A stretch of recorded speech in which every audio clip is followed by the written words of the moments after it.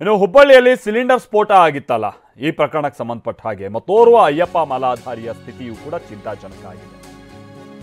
ಇವತ್ತಿಬ್ರು ಮೃತಪಟ್ಟಿದ್ದಾರೆ. ಒಟ್ಟು ಸಾವಿನ ಸಂಖ್ಯೆ ಹತ್ತತ್ರ 6ಕ್ಕೆ ಹೋಗಿದೆ. ಈಗ ತೀವ್ರ ನಿಗಾ ಘಟಕದಲ್ಲಿ ಚಿಕಿತ್ಸೆ ಪಡಿತಾ ಇರುವಂತಹ ಪ್ರಕಾಶ್ ಸ್ಥಿತಿ ಕೂಡ ಚಿಂತಾಜನಕವಾಗಿದೆ.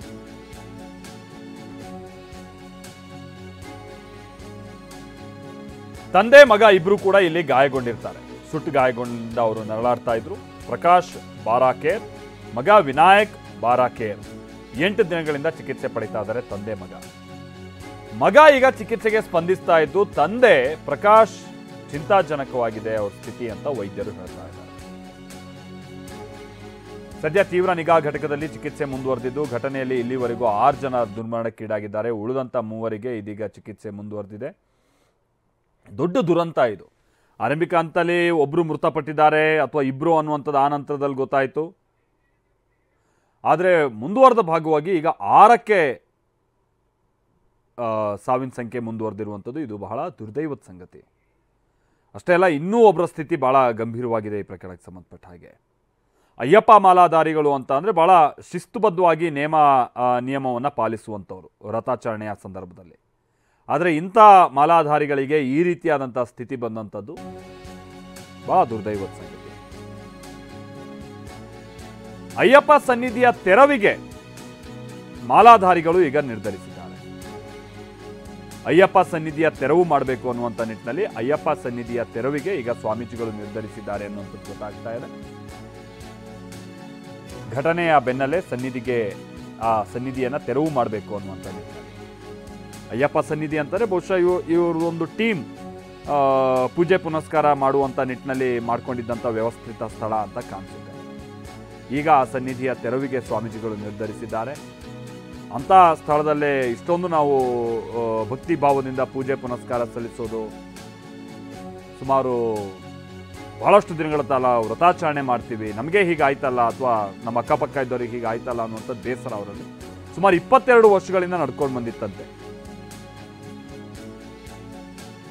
ಆ ಸ್ಥಳದಲ್ಲಿ ಹೀಗೆ ಅಯ್ಯಪ್ಪ ಸ್ವಾಮಿಗೆ ಸಂಬಂಧಪಟ್ಟ ಹಾಗೆ ನಾವು ವ್ರತಾಚರಣೆ ಮಾಡೋದು ಮತ್ತೊಂದು, ಈಗ ಇವರೆಲ್ಲ ಪಾಪ ಬಹಳ ದುಃಖಿತರಾಗಿದ್ದಾರೆ. ಶಿವಕುಮಾರ್ ನಮ್ಮ ಪ್ರತಿನಿಧಿ ಇದಕ್ಕೆ ಸಂಬಂಧಪಟ್ಟಂಗೆ ಮತ್ತಷ್ಟು ಡೀಟೇಲ್ಸ್ ಅನ್ನು ಕೊಡ್ತಾರೆ. ನಮ್ಮ ಜೊತೆಗೆ ನೇರ ಸಂಪರ್ಕದಲ್ಲಿ ಜಾಯಿನ್ ಆಗ್ತಾ ಇದ್ದಾರೆ. ಶಿವಕುಮಾರ್, ಮತ್ತೋರ್ವರ ಸ್ಥಿತಿ ಕೂಡ ಚಿಂತಾಜನಕ ಆಗಿದೆ ಅಂತ ಅಂದ್ರೆ ಇದು ಎಲ್ಲಿಗೆ ಹೋಗಿ ಮುಟ್ಟುತ್ತೆ ಅನ್ನುವಂಥದ್ದು ಸಹಜವಾದಂಥ ಆತಂಕ ಈ ಕ್ಷಣಕ್ಕೂ ಕೂಡ ವ್ಯಕ್ತ ಆಗ್ತಾ ಇದೆ. ಇದರ ಜೊತೆಗೆ 22 ವರ್ಷಗಳಿಂದ ನಡ್ಸ್ಕೊಂಬಂದಂಥ ಈ ಪದ್ಧತಿ ಈಗ ಈ ಥರದೊಂದು ಕೆಟ್ಟ ಉದಾಹರಣೆಯಿಂದಾಗಿ ಉಳಿದಂಥವರು ಕೂಡ ಹೇಗೆ ಬೇಸರಗೊಂಡಿದ್ದಾರೆ, ಏನು ಗೊತ್ತಾಗ್ತಾ ಇದೆ ಶಿವು? ಮಲ್ತೇಶ್, ಪ್ರಮುಖವಾಗಿ ಈ ಒಂದು ಹುಬ್ಬಳ್ಳಿಯ ಸಿಲಿಂಡರ್ ಸ್ಫೋಟ ಏನಿದೆ ಅದೊಂದು ದೊಡ್ಡ ದುರಂತ ಅಂತ ಹೇಳ್ಬೋದು. ಇಲ್ಲಿ ಬರೋಬ್ಬರಿ 14 ಜನ ಮಾಲಾಧಾರಿಗಳು ಈ ಒಂದು ಅಚ್ಚವನ ಕಾಲನಿ ಸನ್ನಿಧಿಯಲ್ಲಿದ್ದರು. ಈಗ ಅದರಲ್ಲಿ 9 ಜನ ಈಗ ಮಾಲಾಧಾರಿಗಳು ಗಾಯಗೊಂಡಿದ್ದರು. ಅದರಲ್ಲಿ ಇವತ್ತಿಗೆ 6 ಜನ ಈಗ ಮೃತಪಟ್ಟಿರ್ತಕ್ಕಂಥದ್ದು. ಇನ್ನು 2 ಸ್ಥಿತಿ ಸಾಕಷ್ಟು ಚಿಂತಾಜನಕವಾಗಿರ್ತಕ್ಕಂಥದ್ದು. ಅದರಲ್ಲೂ ಪ್ರಮುಖವಾಗಿ ಈ 9 ಜನ ಏನಿರ್ತಾರೆ ಅದರಲ್ಲಿ ಪ್ರಮುಖವಾಗಿ ತಂದೆ ಮಗ ಕೂಡ 2 ಇರ್ತಕ್ಕಂಥದ್ದು. ಹುಬ್ಬಳ್ಳಿಯ ಅಚ್ಚವನ ಕಾಲನಿ ಏನಿದೆ ಅಲ್ಲಿರ್ತಕ್ಕಂಥ ನಿವಾಸಿಗಳಾದ 42 ವರ್ಷದ ಪ್ರಕಾಶ್ ಬಾರ್ಕೇರ್ ಮತ್ತು 12 ವರ್ಷದ ವಿನಾಯಕ್ ಬಾರ್ಕೇರ್ ಇವರಿಬ್ಬರು ಕೂಡ ತಂದೆ ಮಕ್ಕಳು ಕೂಡ ಈ ಬಾರಿ ಅಯ್ಯಪ್ಪನ ವ್ರತ ಮಾಡಬೇಕು, ನಾವು ಅಯ್ಯಪ್ಪನನ್ನ ನೋಡಬೇಕು ಅನ್ನೋ ಕಾರಣಕ್ಕೆ ಮಾಲೆಯನ್ನು ಧರಿಸಿರ್ತಾರೆ. ಆದರೆ ಅದೃಷ್ಟವಶಾತ್ ಈ ಒಂದು ಸಿಲಿಂಡರ್ ಸ್ಫೋಟದಲ್ಲಿ ಇಬ್ಬರು ಕೂಡ ಗಾಯಗೊಂಡಿರ್ತಕ್ಕಂಥದ್ದು.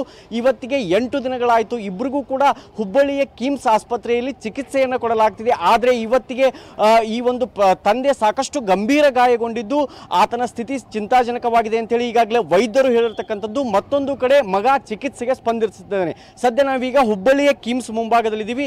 ಇದೇ ಆಸ್ಪತ್ರೆಯಲ್ಲಿ ತಂದೆ ಮಕ್ಕಳು ಇಬ್ಬರೂ ಕೂಡ ಈಗ ಚಿಕಿತ್ಸೆಯನ್ನು ಪಡಿತಿರ್ತಕ್ಕಂಥದ್ದು. ವೈದ್ಯರು ಈಗಾಗಲೇ ಹೇಳಿರೋ ಪ್ರಕಾರ ಒಟ್ಟು 9 ಜನರಲ್ಲಿ 6 ಜನ ಈಗಾಗಲೇ ಮೃತಪಟ್ಟಿರ್ತಕ್ಕಂಥದ್ದು. ಇನ್ನು 2 ಅಂದರೆ ಪ್ರಕಾಶ್ ಬಾರ್ಕೇರ್ ಮತ್ತು ತೇಜೇಶ್ವರ್ ಸುತಾರ್ ಏನಿದ್ದಾರೆ ಅವರು ಕಿಮ್ಸ್ ಆಸ್ಪತ್ರೆಯಲ್ಲಿ ಚಿಕಿತ್ಸೆ ಪಡಿತಿದ್ದಾರೆ. ಜೊತೆಗೆ 12 ವರ್ಷದ ವಿನಾಯಕ್ ಬಾರ್ಕೇರ್ ಕೂಡ ಇದೇ ಆಸ್ಪತ್ರೆಯಲ್ಲಿ ಚಿಕಿತ್ಸೆ ಪಡಿತಿದ್ದಾನೆ. ಸದ್ಯ ವಿನಾಯಕ್ ಬಾರ್ಕೇರ್ನನ್ನ ಐಸೋಲೇಷನ್ ವಾರ್ಡ್ಗೆ ಶಿಫ್ಟ್ ಮಾಡಲಾಗಿದ್ದು ಅವರ ತಂದೆ ಪ್ರಕಾಶ್ ಬಾರ್ಕೇರ್ ಏನಿದ್ದಾರೆ ಅವರನ್ನ ತೀವ್ರ ನಿಗಾ ಘಟಕದಲ್ಲಿ ವೈದ್ಯರು ತಪಾಸಣೆಯನ್ನು ಮಾಡ್ತಿದ್ದಾರೆ. ಬೆಳಿಗ್ಗೆ ಮಾತಾಡಿದಂತಹ ಕಿಮ್ಸ್ ನಿರ್ದೇಶಕರು ಕೂಡ ಈ ಒಂದು 2 ಸ್ಥಿತಿ ಮಾತ್ರ ಸಾಕಷ್ಟು ಚಿಂತಾಜನಕವಾಗಿದೆ ಅಂತ ಹೇಳಿದ್ರು. ಇಲ್ಲಿ ಅವ್ರ ಜೊತೆಗೆ ಮಾಲೆ ಹಾಕಿದಂತಹ ಅಯ್ಯಪ್ಪ ಮಾಲೆದಾರಗಳು ಕೂಡ ಈಗ ಮಾಲೆಯನ್ನ ತೆಗೆದಿರತಕ್ಕಂಥದ್ದು. ತಂದೆ ಮಕ್ಕಳಿದ್ದಾರೆ, ಅವ್ರ ಬಗ್ಗೆ ಏನು ಹೇಳ್ತೀರಿ ಸ್ವಾಮೀಜಿ ನೀವು? ಅವರು ಚೆನ್ನಾಗಿರಲಿ, ಆರಾಮಾಗಲಿ ಬರ್ರಿ ಅಂತೇಳಿ ನಾವು ಹೇಳ್ತಾ ಇದ್ದೀವಿ. ಅವ್ರ ಟ್ರೀಟ್ಮೆಂಟ್ ಚಲೋ ಸಿಗಲಿ, ಅವ್ರು ಆರಾಮಾಗಿ ಬರಬೇಕು. ಈಗ ತಂದೆಯವರ ಸ್ಥಿತಿ ಬಹಳ ಸೀರಿಯಸ್ ಇದೆ ಅಂತ ಹೇಳ್ತಾರೆ. ಹೌದು ಸರ್, ತಂದೆಯವರು ಭಾಳ ಸೀರಿಯಸ್ ಇದೆ. ಅವ್ರಿಗೂ ಸ್ವಲ್ಪ ಟ್ರೀಟ್ಮೆಂಟ್ ಸಿಗಲಿ, ಹೆವಿ ಟ್ರೀಟ್ಮೆಂಟ್ ಸಿಗಲಿ. ಎಲ್ಲರೂ ಸ್ವಲ್ಪ ಟ್ರೀಟ್ಮೆಂಟ್ ಬಂದು ಎಲ್ಲ ಇದು ಮಾಡ್ಬೇಕು ಹೆವಿ. ಯಾರ್ಯಾರು ಅವರು ಈಗ ಇಲ್ಲಿರ್ತಕ್ಕಂಥವ್ರು ಚಿಕಿತ್ಸೆ ಯಾರ್ಯಾರಿಗೆ ತಗೋತಿದ್ದಾರೆ ಈಗ? ತೇಜಸ್ ಅವರು ಮತ್ತು ಪ್ರಕಾಶ್ ಅವರು. ತೇಜಸ್, ಪ್ರಕಾಶ್, ಅವ್ರ ಮಗ ಅವ್ರ ಮಗ ವಿನಾಯಕ್ ಅವ್ರಿಗೆ. ಮತ್ತು ಅಚ್ಚವಲ ಕಾಲನಿ ಸನ್ನಿಧಿ ಏನಿತ್ತು ಅಲ್ಲಿ 14 ಜನ ಇದ್ರಿ.